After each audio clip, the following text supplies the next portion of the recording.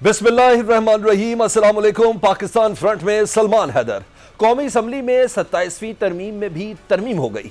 Chief justice of Pakistan के ओहदे से मुतालिक इबहम दूर कर दिया गया। चीफ जस्टिस ऑफ पाकिस्तान का ओहदा बरकरार रहेगा। जस्टिस याहिया अफरीदी ही चीफ जस्टिस ऑफ पाकिस्तान रहेंगे, जबकि मुस्तकबिल में आईनी अदालत और सुप्रीम कोर्ट के चीफ जस्टिस में से जो जज सीनियर होगा वो चीफ जस्टिस ऑफ पाकिस्तान कहलाएगा। कौमी असम्बली से 27वीं तरमीम 2/3 अक्सरियत से मंजूर कर ली गई।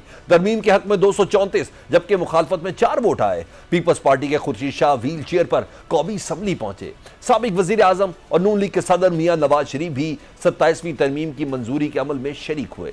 JUI के 4 अरकान ने 27वीं तरमीम की हर शिक के खिलाफ वोट दिया, जबकि PTI समेत अपोजिशन जमातों ने वोटिंग के अमल का बाइकआउट किया और ईवान से वॉकआउट कर दिए। सेनेट से पास होने वाली 27वीं तरमीम के बिल में 8 तरमीम मुतारिफ कराई गई। 27वीं तरमीम की शिक 4 में चीफ जस्टिस के ओहदे के हवाले से इबहम था, जिसे दूर कर दिया गया। आर्टिकल 255 की शिक 2 में तरमीम मौजूदा टर्म के बाद चीफ जस्टिस ऑफ पाकिस्तान की तैनाती से मुतालिक है। आर्टिकल 176 में तरमीम के मुताबिक मौजूदा चीफ जस्टिस याहिया अफरीदी को टर्म पूरी होने तक चीफ जस्टिस पाकिस्तान कहा जाएगा। आर्टिकल 100 में लफ्ज सुप्रीम की जगह वफाकी आईनी अदालत शामिल कर दिया गया है। सुप्रीम कोर्ट के खुद नोटिस लेने के इख्तियारात खत्म कर दिए गए हैं। आर्टिकल 175B से 175L तक नए बाब का इजाफा कर दिया गया है। चीफ जस्टिस वफाकी आईनी अदालत को जुडिशल कमीशन में नुमाइंदगी देने की तरमीम भी मंजूर कर ली गई है। आर्टिकल 176 में लफ्ज इंसाफ के बाद सुप्रीम कोर्ट और आर्टिकल 6 में तरमीम के जरिए लफ्ज दी के बाद वफाकी आईनी अदालत के अल्फाज शामिल किए गए हैं। कौमी असम्बली में आर्टिकल 168(2), 214, 42 और 255(2) में तरामीम वापस ले ली गई है। सदर अटॉर्नी जनरल और चीफ इलेक्शन कमिश्नर के हलफ से मुतालिक तरामीम वापस ली गई हैं। आर्टिकल 243 में शिक 4 के बाद 7 नई तरामीम का इजाफा किया गया है। Joint chief of staff committee का ओहदा 27 नवंबर 2025 से खत्म तस्वुर होगा। चीफ ऑफ आर्मी स्टाफ के ओहदे का नाम तब्दील करके कमांडर ऑफ डिफेंस फोर्सेस करने की तरमीम मंजूर कर ली गई। सदर मुमलिकत वजीर आजम की एडवाइस पर कमांडर ऑफ डिफेंस फोर्सेस का तकर्रुर करेंगे। किसी भी सियासी जमात पर पाबंदी के हवाले से तरमीम भी 27वीं तरमीम के बिल में शामिल कर ली गई है। किसी भी सियासी जमात पर पाबंदी के लिए हुकूमती रेफरेंस अब वफाकी आईनी अदालत में जाएगा। नई तरमीम की हद तक सेनेट से 27वीं तरमीम की मंजूरी ली जाएगी। Chairman Peoples Party Bilawal Bhutto ने कौमी असम्बली में 27वीं तरमीम का भरपूर दिफा किया। बिलावल भुट्टो ने कहा कि मैसाके जमहूरियत में आईनी अदालत हमारा वादा था। 27वीं तरमीम में मैसाके जमहूरियत के नाम मुकम्मल वादे पूरे करने जा रहे हैं। हमने फैसला किया है कि आईनी अदालत कायम करके रहेंगे, जिसमें तमाम सूबों की नुमाइंदगी होगी। कायदे अवाम जुल्फकार अली भुट्टो का अदालती कत्ल किया गया। उस वक्त अदालतों में बराबर की नुमाइंदगी नहीं थी। आईनी अदालत में सूबों की बराबर नुमाइंदगी होना बड़ी कामयाबी है। अपोजिशन को मानना पड़ेगा कि आईनी अदालत एक बहुत बड़ी कामयाबी है। बिलावल भुट्टो ने कहा कि वज़राए आज़म पर खुद नोटिस की तलवार लटकती थी।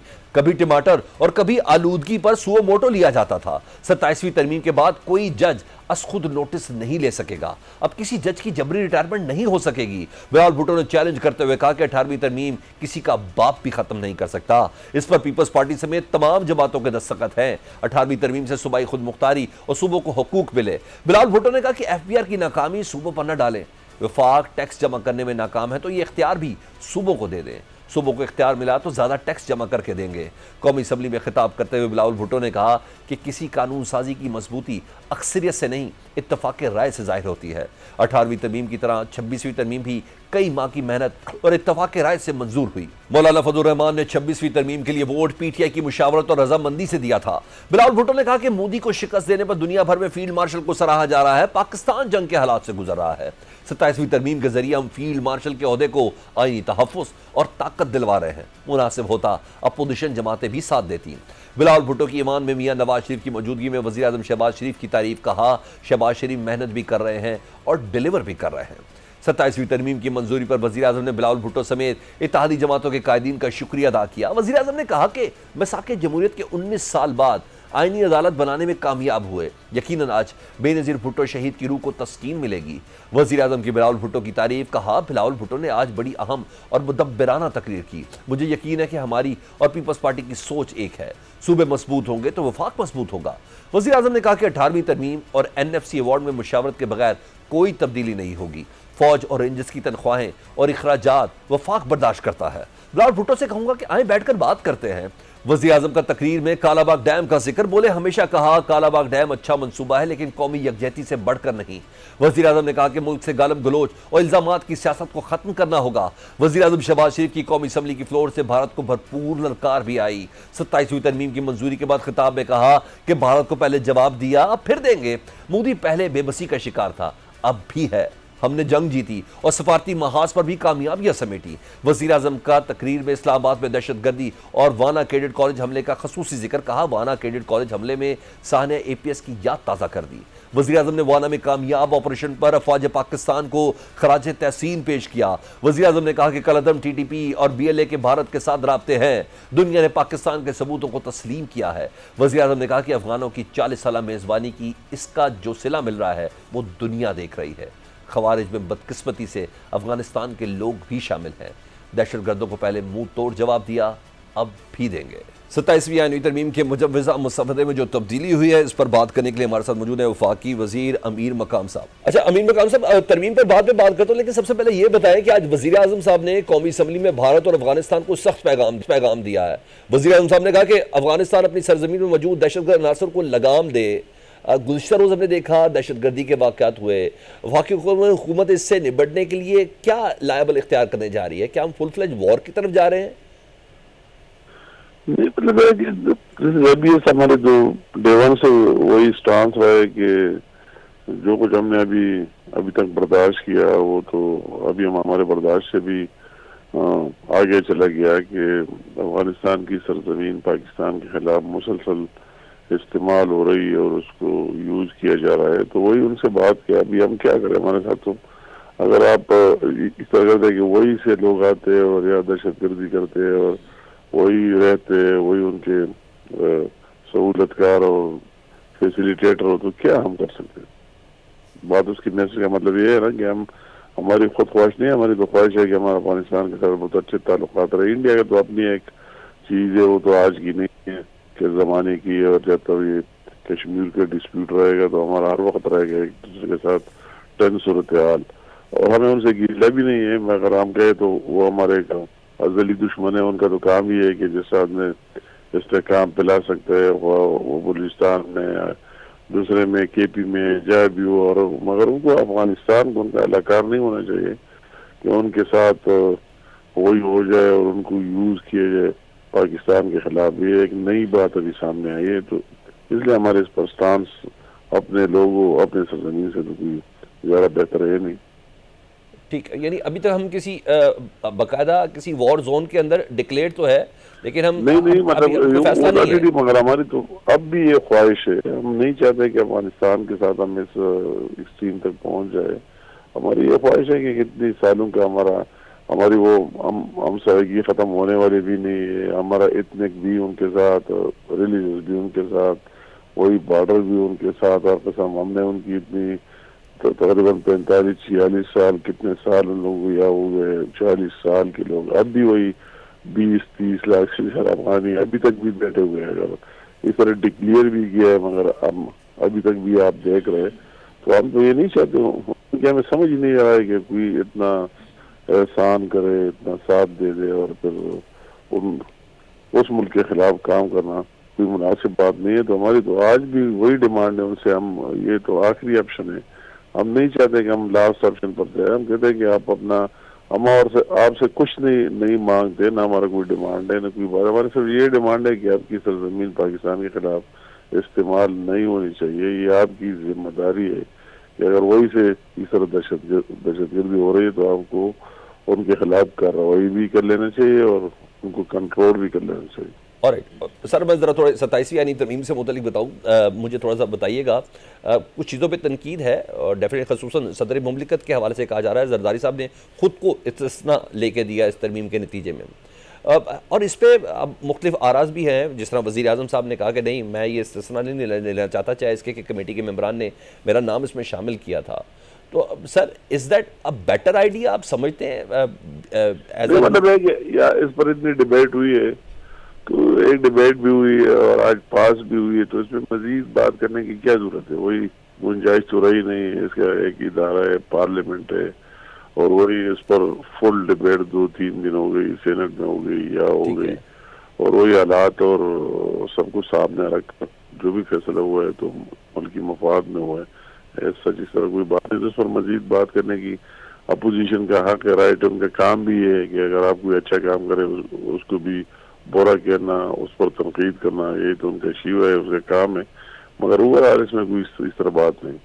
ٹھیک ہے۔ اچھا سر، جو انیشیل ڈرافٹ تھا اس میں بھی یہ شامل تھا کہ این ایف سی میں صوبوں کا حصہ کم کیا جائے، جسے 18ویں ترمیم کا ریورسل بھی کہا جا رہا تھا۔ وہ تو کسی کا آئیڈیا اور بات ہے۔ آج پرائم منسٹر نے کیٹیگری کے لیے کہہ دیا کہ ایون اگر صوبوں کی بات آئی ہے اور کالاباغ ڈیم جو ہم سارے سمجھتے کہ یہ ٹیکنیکلی بالکل وائبل ہے اور اکنامکلی ٹیکنیکلی ضرورت بھی ہے، اس طرح بات بھی نہیں ہے کہ کسی دوسرے صوبے کی پانی کو چوری کیا جا رہا ہے یا حق لیا جا رہا ہے، مگر اگر آپس میں کنسنسس نہ ہو تو وہ کام تو نہیں ہونے والا ہے۔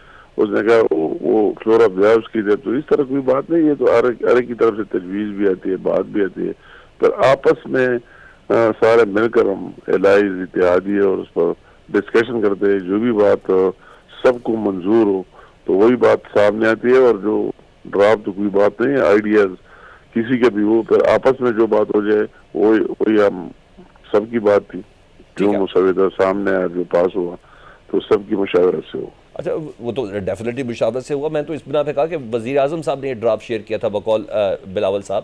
اچھا میں اگلا کوشچن کرتا ہوں۔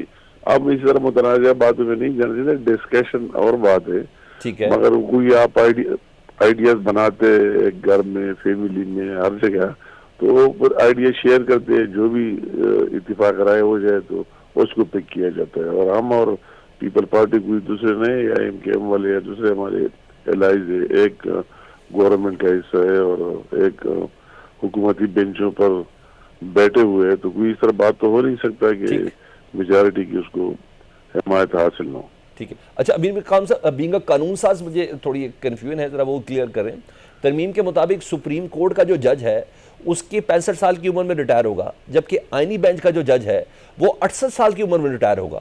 سر اس سے جج کمپرومائز نہیں ہونے کا خدشہ کہ وہ نہیں کہے گا سر میں تو بات نہیں، وہ تو ساری اس میں وہی وضاحت ہے، اور کل ایک اعتراض یہی بھی آ رہا تھا کہ چیف جسٹس آف پاکستان کون ہوگا، وہی پاکستان کو کس طرح ریپریزنٹ کرے گا، کون ہوگا، عہدہ تو چیف جسٹس کا ہوتا ہے، یہ تو 2 چیف جسٹس آتے ہیں، تو وہی بات بھی کلیئر ہو گئی کہ وہی چیف جسٹس آف پاکستان ابھی یہی آفریدی صاحب ہے، وہ چیف جسٹس آف پاکستان ہوگا اور اپنی جگہ وہی عہدہ، اگر اس کے بعد یہ آفریدی کی ٹینیور ختم ہونے کے بعد اس میں متنازع بات وہی جو لوگ کہہ رہے تھے، تو اس میں پھر سینیارٹی کے لحاظ سے جو بھی سینئر ہو تو یہ ٹائٹل اس کو حاصل ہوگا، تو بات ہی ختم۔ سر میں تھوڑا مجھے پلیز تھوڑا سمجھا دیں، سپریم کورٹ کے جج کی ریٹائرمنٹ کی عمر 65 سال، آئینی عدالت کے جج کی ریٹائر کی عمر 68 سال، میں یہ کہہ رہا ہوں مجھے اس کے بارے میں زیادہ کوئی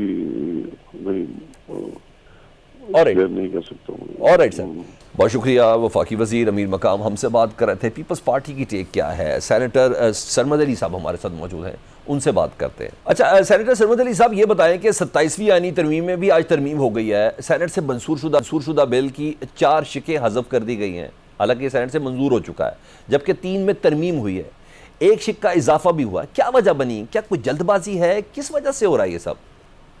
نہیں جلد بازی نہیں ہے، کہ کچھ دوستوں نے پوائنٹ آؤٹ کیا تھا، 2-4 ایشوز تھے جن کو ریزالو کیا گیا ہے۔ مثال کے طور کے اوپر جب آپ آرٹیکل 6(2)(a) کو دیکھتے ہیں تو اس کے اندر سپریم کورٹ اور ہائی کورٹ لکھا ہوا ہے، تو اس کو بھی امینڈ کرنے کی ضرورت تھی۔ کانسٹیٹیوشنل کورٹ اور دیگر کورٹس بھی کہنے کی ضرورت تھی کہ جی کوئی بھی جو ایڈونچر ہو اس کو کوئی بھی کورٹ جو ہے کسی بھی طریقے سے اس کو جسٹیفائی نہیں کر سکتا اور اس کو انڈورس نہیں کر سکتا۔ ایک تو یہ چیز تھی۔ باقی جو بیسکلی جو چیف جسٹس لکھا ہوا تھا، چیف جسٹس آف پاکستان یا سپریم کورٹ آف پاکستان نہیں تھا، تو اس قسم کی چھوٹی سی مائنر چینجز تھی جن کو کر کے اس کو کریکٹ کر دیا گیا۔ یہ کل انشاءاللہ سینٹ میں پیش ہو جائے گا اور امید ہے کہ کل ہی پاس ہو جائے گا۔ آلرائٹ سر، میں صاحب یہ 27ویں آئینی ترمیم ڈیفینیٹلی ایک پولیٹیکل ایفرٹ ہے، جس طریقے سے بھی ہے، مختلف چیزوں پہ تنقید بھی ہو رہی ہے، بحث بھی ہو سکتی ہے۔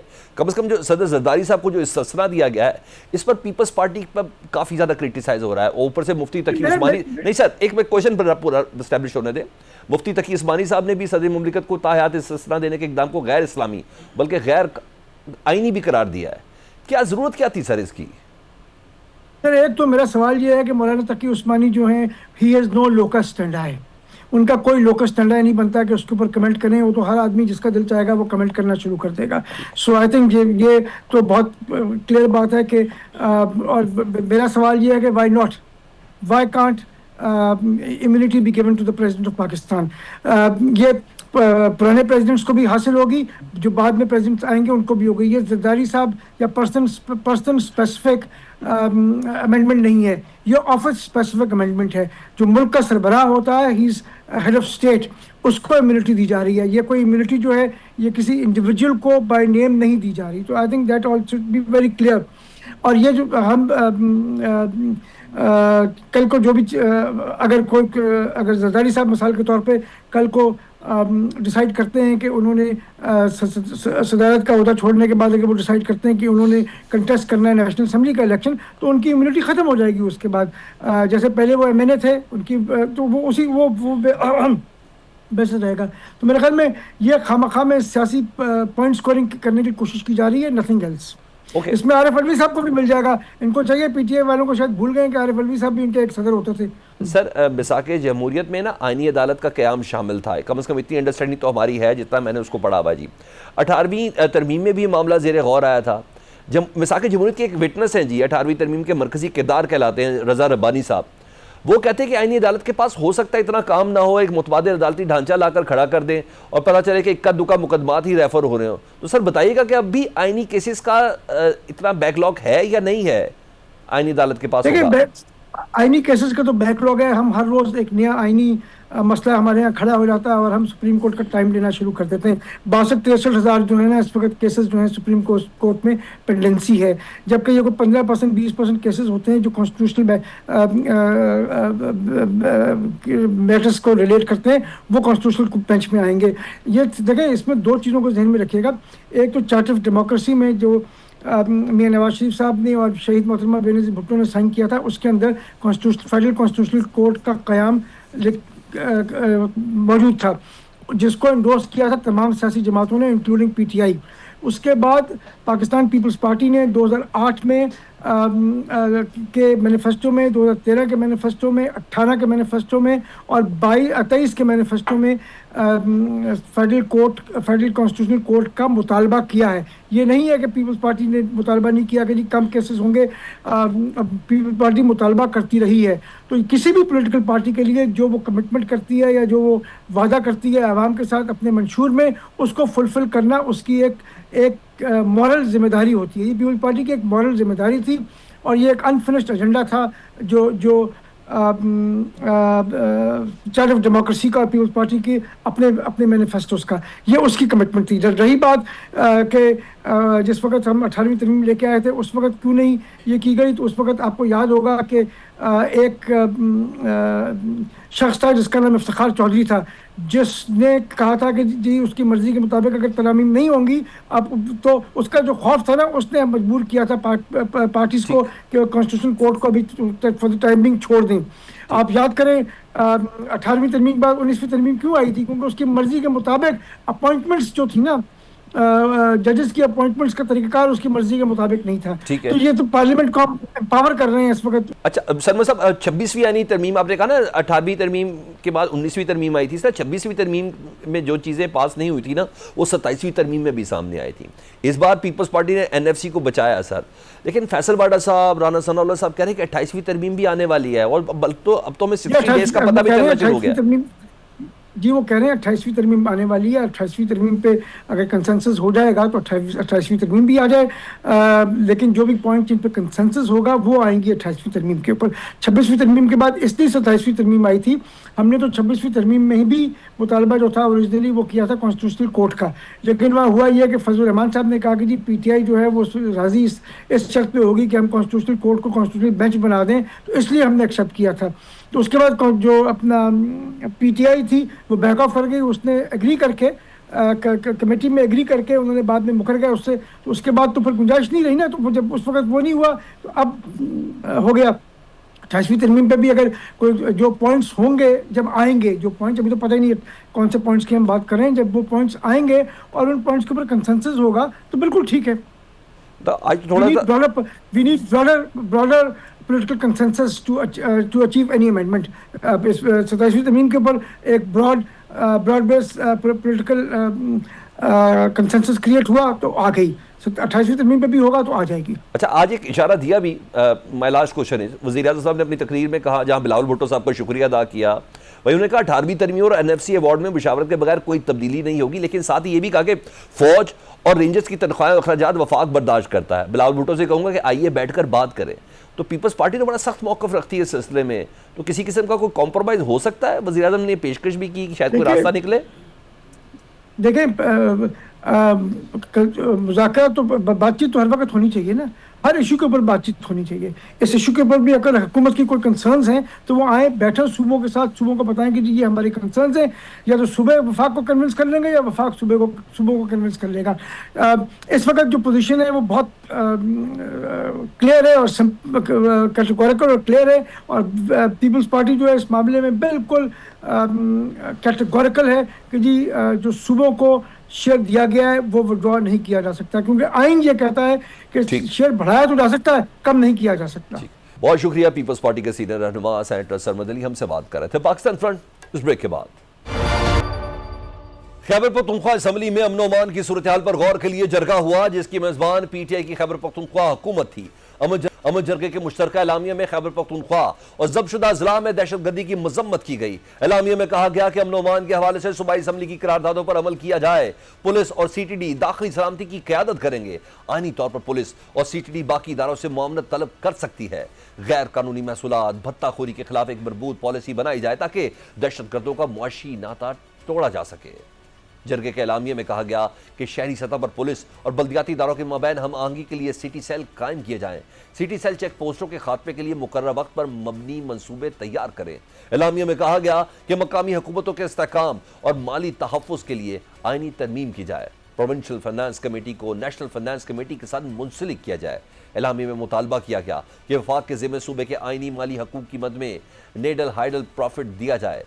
तेल पर आयद फेडरल एक्साइज ड्यूटी पानी का हिस्सा एनएफसी में जमशुदा अजला का हिस्सा दिया जाए. खैबर पख्तूनख्वा के हुकूमत के अमन जरगे में गवर्नर फैसल करीम कुर्डी ने वफाक की नुमाइंदगी की. खैबर पख्तूनख्वा की अपोजिशन जमातों ने पीटीआई के तर्ज अमल के बरक्स जरगे का बाइकआउट करने की बजाय इसमें भरपूर शिरकत की, जिससे पाकिस्तान के अमन के दुश्मनों को वाज़ेह और दो टोक पैगाम दिया गया कि पाकिस्तान के लिए हम सब एक हैं. स्पीकर बाबर सवाती की ज़ेर सदारत जरगे में अपोजिशन लीडर डॉक्टर अबादुल्लाह और नून लीग के रहनुमा जाहिद खान, एएनपी के सूबाई सदर मियां इफ्तिखार हुसैन और साबिक अमीर जमात इस्लामी सराजुल हक के अलावा जेयूआई के मौलाना अताउर रहमान, पीपल्स पार्टी शेरपाऊ के सरबराह आफ्ताब अहमद खान शेरपाऊ, पख्तूनख्वा मिली अवामी पार्टी के वफूद ने भी अमन जरगे में शिरकत की. साबिक वज़ीर आला महमूद खान, साबिक गवर्नर शौकतुल्लाह खान, पाकिस्तान मजदूर किसान पार्टी के मरकजी चेयरमैन अफजल शाह खामोश, वकला और मुख्तलिफ मकातब फ़िक्र के नुमाइंदों ने भी शिरकत की. जरगे से खिताब में वज़ीर आला खैबर पख्तूनख्वा सोहेल आफरीदी ने कहा कि उम्मीद है कि इस जरगे के जरिए दहशतगर्दी की लानत से छुटकारा हासिल करने में मसले के पायदार और मुस्तकिल हल की तलाश में मदद मिलेगी. पाक अफगान मुज़ाकरात को हमने खुशाइन करार दिया. हमारी कोशिश अमन के लिए है. जंग आखिरी ऑप्शन होना चाहिए. दहशतगर्दी के खात्मे के लिए बंद कमरों से निकलकर फैसले करना होंगे. गवर्नर फैसल करीम कुर्डी ने जरगे से खिताब में कहा कि अफगानिस्तान में छोड़ा गया असला पाकिस्तान में दहशतगर्दी के लिए इस्तेमाल हो रहा है. सियासत को एक तरफ रखकर सूबे के अमन के लिए सोचना पड़ेगा. सूबे के हकूक के लिए सबको एक होना होगा. इस फोरम से ज्यादा ताकतवर फोरम नहीं है. फैसल करीम कुर्डी ने कहा कि अपना हक हासिल करने के लिए वफाक के साथ दलाइल से बात करना होगी. हमें अपनी सब को ठीक करना होगा. सूबे के मसाइल के हल के लिए वफाक से बात करने को तैयार हूं. जब तक सूबाई हुकूमत, वफाक और सिक्योरिटी इदारे साथ नहीं बैठते, अमन और तरक्की मुमकिन नहीं है. गवर्नर खैबर पख्तूनख्वा ने कहा कि वफाक के साथ बात करने के लिए अपनी सियासी जमातों को इस साइड पर करना होगा. हमारी तरजीह हमारा सूबा होना चाहिए. सूबे भर को एक हॉल में जमा करने पर स्पीकर को मुबारकबाद पेश करता हूं. समझता हूं कि हमें माजी को भुलाना होगा, मुस्तकबिल का सोचना होगा. पीटीआई रहनुमा और साबिक स्पीकर कौमी असम्बली असद कैसर ने कहा कि अमन के लिए खैबर पख्तूनख्वा के सियासी रहनुमाओं का एक जगह जमा होना खुश आइंद है, जो इस बात की निशानदही करता है कि हमारे लिए सियासत से ज्यादा अहम अमन है. मुबस्सिरीन का कहना है कि असद कैसर जो बात कर रहे हैं उन्हें खुद भी इस पर अमल करना चाहिए. खैबर पख्तूनख्वा की अपोजिशन जमातों की अमन जरगे में शिरकत से पीटीआई को भी सबक सीखना चाहिए. पीटीआई की क़यादत को समझना होगा कि किसी भी मसले का हतमी हल मुज़ाकरात से निकलता है. बाइकाट और डेडलॉक की सियासत पार्टी और मुल्क दोनों के लिए नुकसानदेह साबित होती है।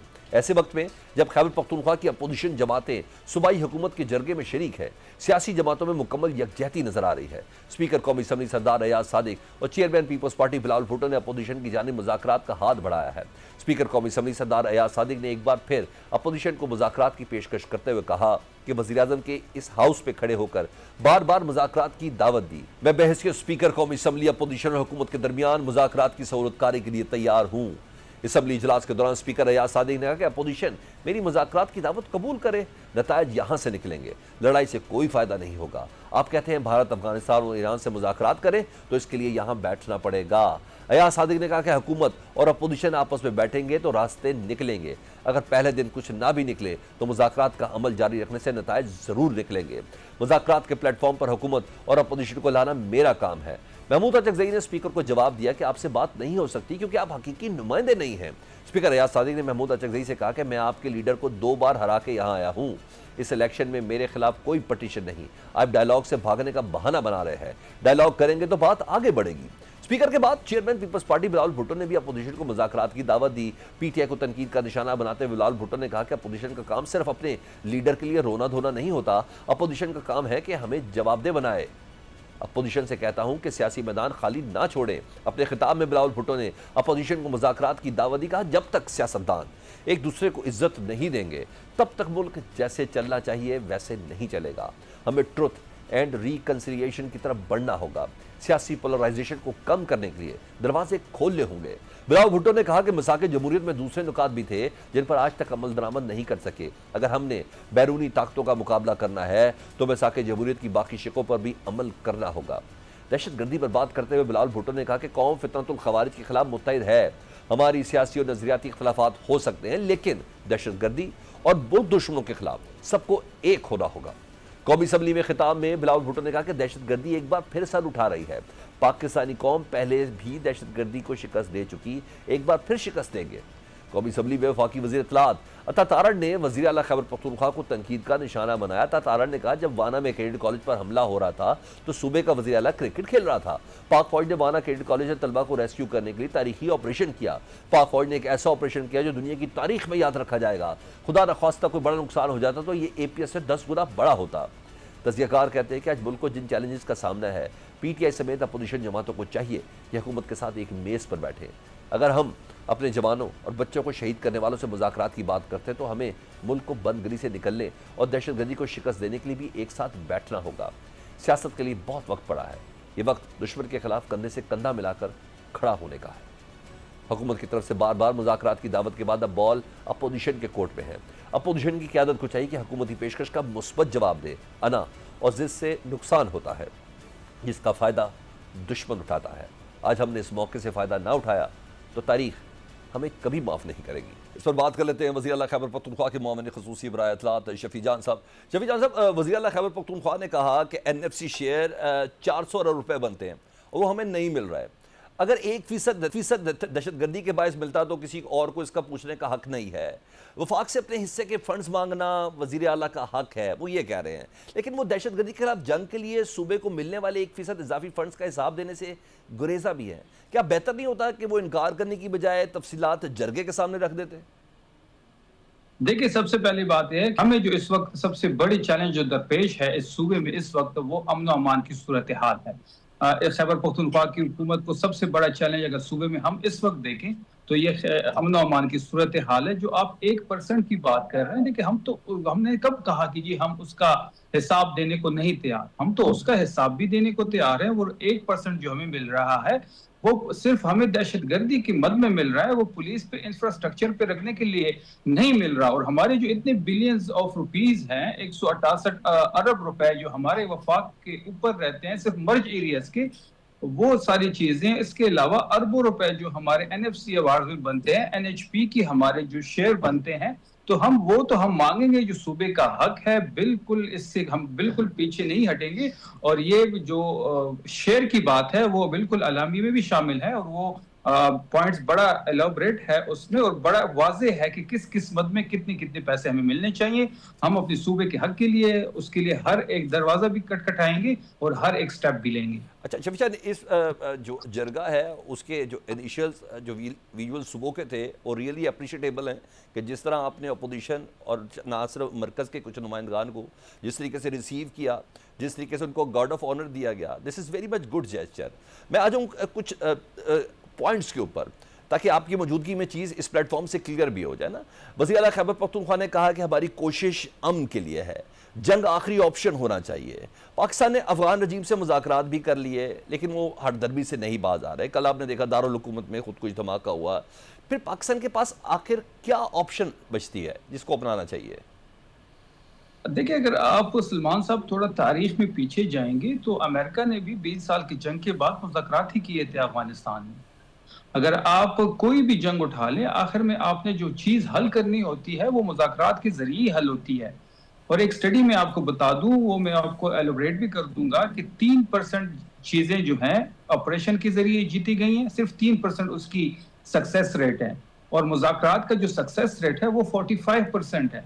हम डे वन से ये कह रहे हैं, हम ये डे वन से डिमांड भी कर रहे हैं, अगर आप यहाँ के स्टेक होल्डर्स को, यहाँ के कबायली अमायदीन को जो इस चीज़ से इफेक्ट हो रहा है, जो कोलेक्टरल डैमेज यहाँ पे हो रहा है, जो सिविलियन लोगों की शहादतें हो रही हैं, तो ये चीज़ें इन लोगों को मजीद गुस्सा दिला रही है। तो हम ये चाहते हैं कि आप इन लोगों को लूप में लेके, तमाम स्टेक होल्डर्स को, तमाम पॉलिटिकल पार्टीज को, सूबाई हुकूमत को लूप में लेके अगर आपने कोई टारगेट कार्रवाई भी करनी है तो उसका सक्सेस रेट भी अच्छा होगा। और मेरा ये मानना है कि कोई भी जंग बगैर लोगों के बैक किए हुए आप नहीं जीत सकते ना। अब तो ये बड़ी वाज़ेह चीज़ है कि हम ये चाहते हैं कि मुज़ाकरात के जरिए ही चीजें हल हो। हाँ, आप अपने स्टेक होल्डर्स को, जो यहाँ पे स्टेक होल्डर्स हैं हमारे, एक यहाँ पे हमारा जिरगा सिस्टम है सलमान साहब, यहाँ पे एक हुकूमत है, यहाँ पे मैंडेट है लोगों का, यहाँ पे एक वजीर आला साहब बैठे हुए हैं। तो ये पूरी चीजें हम कहते हैं कि इन सबको लूप में लेकर आपने कोई टारगेटेड कार्रवाई करनी है तो वो ज्यादा मौसर होगी, या बगैर लूप में लिए बगैर लोगों को एक और चीज क्लियर कर दें, क्योंकि ये 2+2 क्वेश्चन 4 क्वेश्चन हुआ नहीं शायद आपसे, या आप लोगों ने उसका जवाब नहीं दिया। माजी करीब में कुछ प्रेस कॉन्फ्रेंसेस हुई जिससे एक इम्पैक्ट सा क्रिएट हुआ कि आप लोग अफगान तालिबान से मुज़ाकरात के अलावा शायद फितरतुल ख़वारिज टीटीपी से भी मुज़ाकरात करना चाहते हैं। Is that true?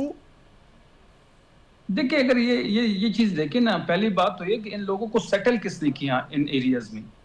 ये लोग तो हमारी गवर्नमेंट के बाद यहाँ पे सेटल हुए, और वो जो मीटिंग हुई थी वो शहबाज शरीफ उसको हेड कर रहे थे। उस मीटिंग को शहबाज शरीफ के जब वो पीएम थे रिजीम चेंज के बाद, वो मीटिंग तब हुई, तब वो उसने उसको हेड किया। और उस मीटिंग में सिर्फ एक मोहसिन दावड़ साहब थे। ये बड़ी ये आप नोट भी कर लें और आप वेरीफाई भी कर लें कि एक सिर्फ मोहसिन दावड़ साहब थे जो इस चीज के खिलाफ थे। तो इनको सेटल भी इन लोगों ने किया। जब इन लोगों ने इसको सेटल किया तो जब हमारे लोगों की डिस्प्लेसमेंट क्यों हो रही है? अब इन लोगों को मारने के लिए भी हम लोगों को डिस्प्लेसमेंट हो रही है हमारी, इन लोगों को मारने के लिए भी जो खर्चा हो रहा है। अगेन फिर क्लियर कर दें शफी, डिस्प्लेसमेंट वाला ये इशू बिल्कुल सही, जरगे में भी डिस्कस, ये सारी बातें हैं, आपके रिजर्वेशंस हैं, बात हो रही है मुज़ाकरात की। तो आप फितनतुल ख़वारिज के साथ मुज़ाकरात के लिए एग्रीड तो नहीं है ना? आप तो कहते हैं उनके खिलाफ आखिरी फितने तक मुकाबला होगा, उसके इख्तिताम तक होगा। आप कहीं ये तो मशवरा नहीं दे रहे स्टेट को?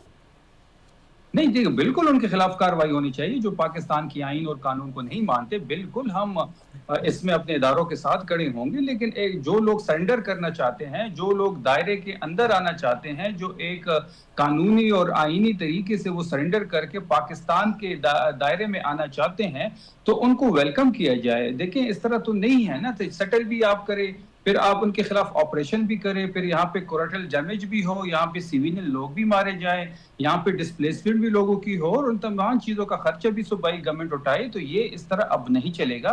हम भरपूर अपने मैंडेट का तहफ़्फ़ुज़ भी करेंगे, और यहाँ पे जितने भी फैसले होंगे हम ये चाहते हैं कि वो सूबाई हुकूमत उसको उसके साथ, क्योंकि हम स्टेक होल्डर हैं, तो हमें लूप में लेके यहाँ पे फैसले हों।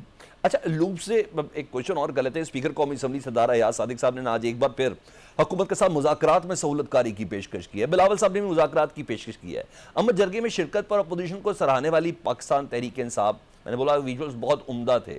स्पीकर कौमी असम्बली और बिलावल की ऑफर क्यों नहीं कबूल करते? क्यों वो वफाकी हुकूमत और इसके इत्तेहादी जमातों के साथ बैठने से इनकारी हैं? थोड़ा बताइएगा ज़रा, क्या ये जमहूरी रवैया सर? देखिए हम सियासी और जमहूरी लोग हैं। हम मुज़ाकरात पे यकीन रखते हैं, लेकिन हमारा जो एक साइड है वो ये भी है कि हम ये चाहते हैं कि जो लोग हमसे मुज़ाकरात करेंगे या जो हमें ऑफर कर रहे हैं बैठने की, उनके पास कितना इख्तियार है।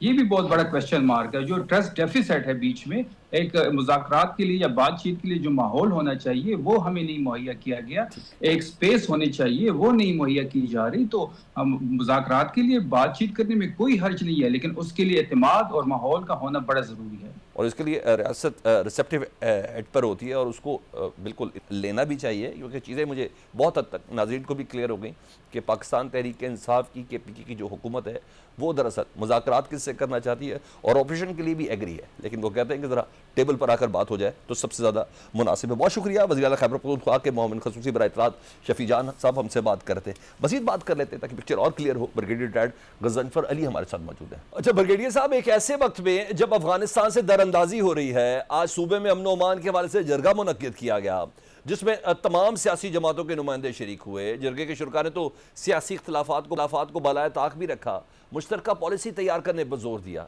ऐसे में जब वाना में ये कैडेट कॉलेज हमला हुआ, इस्लामाबाद में दहशतगर्दी हुई, इस पेशरफ्त को आप कैसा देखते हैं?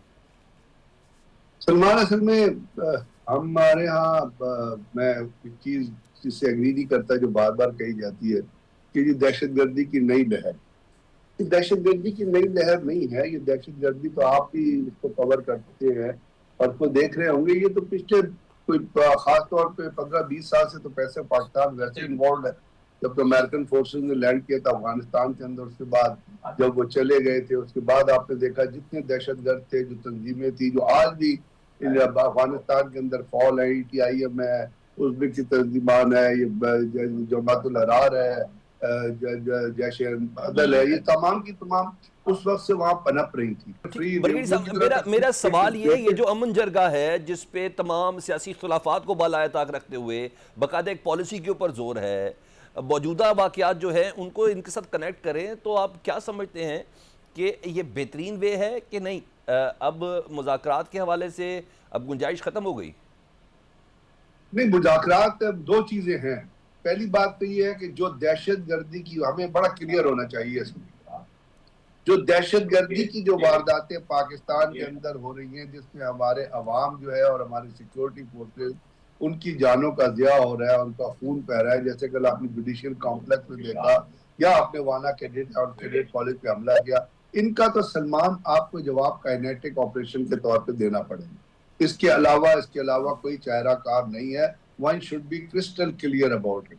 हम इनके ठिकानों को, हमने एक मैप प्रोवाइड किया है, उसके अंदर 34 वो ट्रेनिंग कैंप्स हैं जो मास्को फॉर्मेट में ईरान ने भी कहा था, रशिया ने भी कहा था, चाइना ने भी कहा था इनको कि आप 33 दहशतगर्द तंजीमों को पाल रहे हैं। एक पर्टिकुलर एक मूव हुई है नायब वज़ीर आज़म की, जो इक़्तिसादी अमूर के अफ़गानिस्तान के मुल्ला अब्दुल गनी बरादर, उन्होंने अफ़गान ताजरों को तिजारत ख़त्म करने को हुक्म दिया और 3 माह की मोहलत दी है।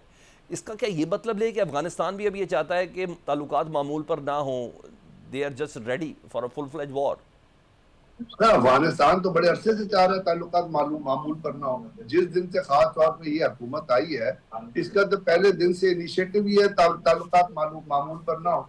पाकिस्तान कोशिश ये कर रहा था कि ताल्लुकात मामूल पे रहे, और उसके लिए आपको पता है हमारे मुख्तलिफ वफूद ने एक बायलैटरल समिट, फिर ट्राईलैटरल समिट, फिर दोहा मुज़ाकरात, सारा कुछ हुआ। शुक्रिया ब्रिगेडियर गज़नफ़र अली, जिनका कहने का मतलब था कि कहीं ना कहीं हमारी कैलकुलेशन भी ख़राब है, कहीं ना कहीं ख्याल की ज़द में ही हम अपनी गलतियों का खमियाजा भी भुगत रहे हैं। पाकिस्तान फ्रंट इस ब्रेक के बाद। कैपिटल में फसादात से जुड़ी सदर ट्रंप की तकरीर में एडिटिंग के तनाज़े पर BBC में भौचाल आ गया। BBC को ट्रंप की तकरीर से छेड़छाड़ महंगी पड़ गई। सदर ट्रंप की $1 खरब हर जाने की धमकी काम कर गई। BBC के डायरेक्टर जनरल टिम डेवी और head of news Deborah Turner इस्तीफों के बाद BBC ने सदर ट्रंप से माफ़ी मांग ली है। चेयरमैन BBC ने बरतानवी कानून साजों और अवाम को मुस्तकबिल में ऐसी गलतियों से गुरेज करने की यकीन दहानी भी करा दी है। BBC की माफ़ी, डायरेक्टर जनरल और हेड ऑफ न्यूज़ के एक ही रोज़ इस्तीफे को गैर मामूली करार दिया जा रहा है। BBC की आला क़यादत के इस्तीफे ऐसे वक्त में सामने आए जब इदारे को सदर ट्रंप की तकरीर में मुबैना तौर पर एडिटिंग के जरिए तशद्दुद की तरगीब देने का तासुर पैदा करने के इल्ज़ाम का सामना करना पड़ा। इस तनाज़े ने BBC की गैर जानिबदारी पर संगीन सवालात उठा दिए हैं। ڈونلڈ ٹرمپ پر بننے والی بی بی سی پینوراما کی ایک دستاویزی فلم کے متعلق ٹم ڈیوی کو تنقید کا سامنا تھا کہ ڈاکومنٹری میں ڈونلڈ ٹرمپ کی تقریر میں ایڈیٹنگ کر کے ناظرین کو گمراہ کیا گیا۔ ٹم ڈیوی جو کہ بی بی سی کے ڈائریکٹر جنرل کے عہدے پر 5 سال سے فائز تھے، انہیں بی بی سی پر متعصبانہ رویے کے الزامات اور کئی تنازعات کی وجہ سے بڑے ہوئے دباؤ کا سامنا تھا۔ برطانوی اخبار ٹیلی گراف نے گزشتہ ہفتے بی بی سی کے اندرونی میمو کی تفصیلات شائع کی، جس میں بظاہر کیا گیا کہ پینوراما پروگرام نے صدر ٹرمپ کی تقریر کے 2 حصوں کو ایک ساتھ ایڈٹ کیا تاکہ انہیں واضح طور پر جنوری 2021 کے کیپٹل ہل فسادات کی حوصلہ افزائی کرتے دکھایا جا سکے۔ ڈونلڈ ٹرمپ نے 6 جنوری 2021 کو واشنگٹن ڈی سی میں تقریر کرتے ہوئے کہا تھا کہ ہم کیپٹل جا رہے ہیں، ہم اپنے بہادر سینیٹرز اور کانگریس کے اراکین کا حوصلہ بڑھائیں گے۔ تاہم پینوراما کی ڈاکومنٹری ایڈٹ میں انہیں یہ کہتے ہوئے دکھایا گیا کہ ہم کیپٹل جا رہے ہیں اور وہاں میں آپ کے ساتھ ہوں گا اور ہم لڑیں گے، ہم بھرپور طریقے سے لڑیں گے۔ اس دستاویزی فلم میں ڈونلڈ ٹرمپ کی تقریر کے ایسے 2 حصوں کو ایک ساتھ جوڑ کر دکھایا گیا جن کے درمیان اصل میں 50 منٹ سے زیادہ کا فاصلہ تھا۔ ایڈٹ شدہ پروگرام گزشتہ سال امریکی انتخابات سے صرف 1 ہفتہ قبل نشر کیا گیا تھا۔ اندرونی میمو کی اشاعت کے بعد بی بی سی کو تنقید کا سامنا کرنا پڑا۔ اتوار کی شام اپنے فیصلے کا اعلان کرتے ہوئے ٹم ڈیوی نے کہا کہ دیگر عوامی اداروں کی طرح بی بی سی بھی غلطیوں سے مبرہ نہیں اور ہمیں ہمیشہ شفاف اور جواب دہ ہونا چاہیے۔ مجموعی طور پر بی بی سی اچھی کارکردگی کا مظاہرہ کر رہا ہے، لیکن کچھ غلطیاں ہوئی ہیں۔ بطور ڈائریکٹر جنرل میں تمام غلطیوں کی ذمہ داری قبول کرتا ہوں۔ یہ فیصلہ میرا ذاتی اور سوچا سمجھا ہوا ہے۔ ٹم ڈیوی نے کہا کہ حالیہ تنازع ان کے استعفے کی واحد وجہ نہیں ہے، تاہم اس نے بھی ان کے سوچے سمجھے فیصلے پر اثر ڈالا ہے۔ Head of news Deborah Turness نے اپنے بیان میں کہا کہ پینوراما تنازع اس نہج پر پہنچ گیا ہے کہ جہاں یہ بی بی سی کو نقصان پہنچا رہا ہے، اس کی حتمی ذمہ داری ان پر عائد ہوتی ہے۔ ڈیبورا ٹرنس نے اعتراف کیا کہ کچھ غلطیاں ہوئی ہیں، تاہم یہ تاثر بالکل غلط ہے کہ بی بی سی نیوز ادارہ جاتی طور پر متعصب ہے۔ یہ ادارہ میرے لیے بہت عزیز ہے، لیکن موجودہ صورتحال میں میرا عہدہ چھوڑنا درست ہے۔ برطانوی سیاسی رہنماؤں کو امید ہے کہ ان کے استعفے سے تبدیلی آئے گی۔ استعفوں پر رد عمل دیتے ہوئے صدر ٹرمپ نے کہا، بی بی سی کی قیادت میری 6 جنوری کی بہت اچھی یعنی پرفیکٹ تقریر کی ڈاکٹرنگ کرتے ہوئے پکڑی گئی ہے۔ انہوں نے برطانوی اخبار ٹیلی گراف کا شکریہ بھی ادا کیا کہ اس نے ان دھوکے باز صحافیوں کو بے نقاب کیا۔ صدر ٹرمپ نے دستاویزی فلم میں ان کی تقریر کی متنازع ایڈیٹنگ کے معاملے پر بی بی سی کو $1 ارب ہرجانے کی دھمکی بھی دی۔ صدر ٹرمپ کی قانونی ٹیم نے اے ایف پی کو بتایا کہ صدر ٹرمپ نے $1 ارب ہرجانے کی قانونی کارروائی کرنے کا کہا اور بی بی سی کو دستاویزی فلم ہٹانے اور معافی کے لیے جمعے تک کا وقت دیا تھا۔ امریکی صدر کے وکیل نے بی بی سی سے کہا کہ وہ جھوٹے، حد تک آمیز اور اشتعال انگیز بیانات واپس لے اور معافی مانگے یا $1 ارب ہرجانے کے لیے قانونی کارروائی کا سامنا کرے۔ ڈیڈ لائن سے پہلے ہی بی بی سی نے صدر ٹرمپ سے معافی مانگ لی ہے۔ میڈیا رپورٹس کے مطابق بی بی سی نے صدر ڈونلڈ ٹرمپ کی ایک اور تقریر کی غلط ایڈیٹنگ پر عوام اور صدر ٹرمپ سے معافی مانگی ہے۔ بی بی سی کے چیئرمین سمیر شاہ نے برطانوی قانون سازوں کو خط جاری کرتے ہوئے وضاحت پیش کی، جس میں واضح کیا گیا کہ اقدام ادارے کی غیر جانبداری کے اصولوں کی خلاف ورزی کے باعث کیا گیا۔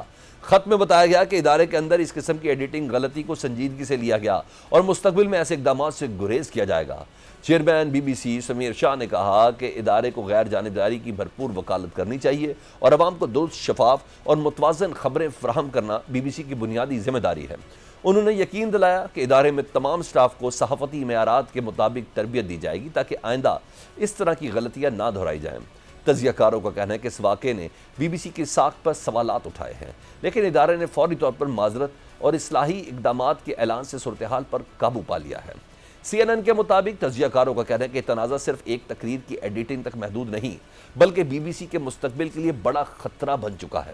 ادارے کے لائسنس فیس سسٹم پر بھی حکومت نظر ثانی کر رہی ہے، جس کے تحت ہر برطانوی گھرانہ سالانہ £174 ادا کرتا ہے۔ کچھ قدامت پسند رہنماؤں کا کہنا ہے کہ نیٹ فلکس اور اسپوٹیفائی کے دور میں یہ نظام پرانا ہو چکا ہے۔ بی بی سی کے معروف صحافی نک رابنسن نے کہا ہے کہ ادارتی غلطیاں واقع ہوئی ہیں، مگر ساتھ ہی یہ بھی حقیقت ہے کہ کچھ طاقتور حلقے بی بی سی کو کمزور کرنے کی منظم کوشش کر رہے ہیں۔ پاکستان فرنٹ سے سلمان حیدر کو اجازت دیجیے۔ اللہ حافظ۔